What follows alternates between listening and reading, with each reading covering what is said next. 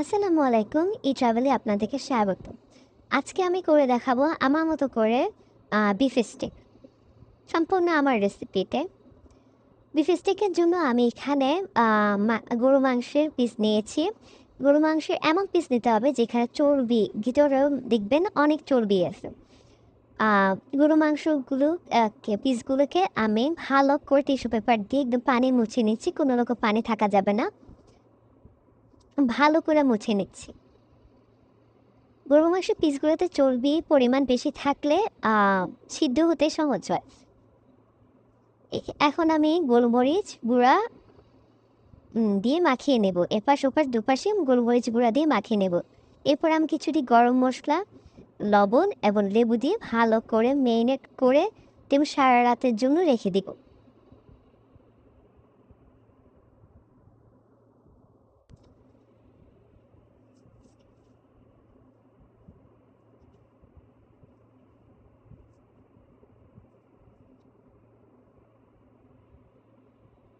গরু মাংসের পিসগুলি খুব বেশি মোটা করা যাবে না, তাতে সিদ্ধ হতে অনেক দেরি হবে।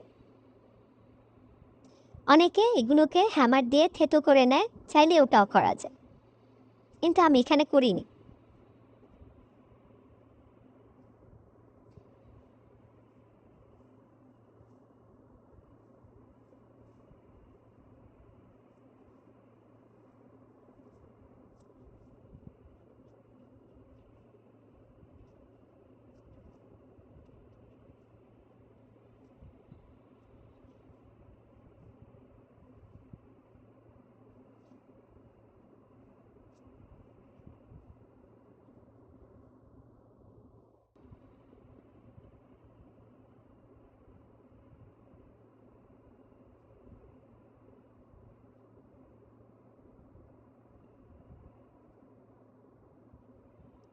এখন আমি কড়াইতে সয়াবিন তেল দিব, একদম মৃদু আছে।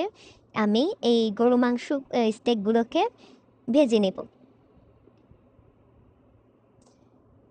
আঁচ বাড়িয়ে দেওয়া যাবে না, তাতে তাড়াতাড়ি গরু মাংসগুলো পুড়ে যাবে, ভিতরে সিদ্ধ হবে না। এর জন্য খুব মৃদু আঁচে করব।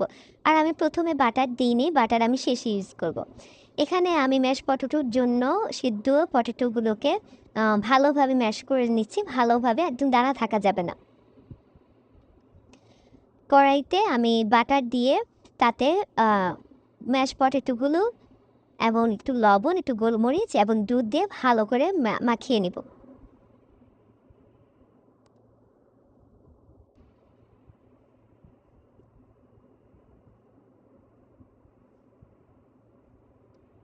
স্টেকগুলোকে এপিট ওপিট ভালো করে ভেজে নিব, আম, উপরে তেল ছড়িয়ে দিয়ে ভেজে নিব।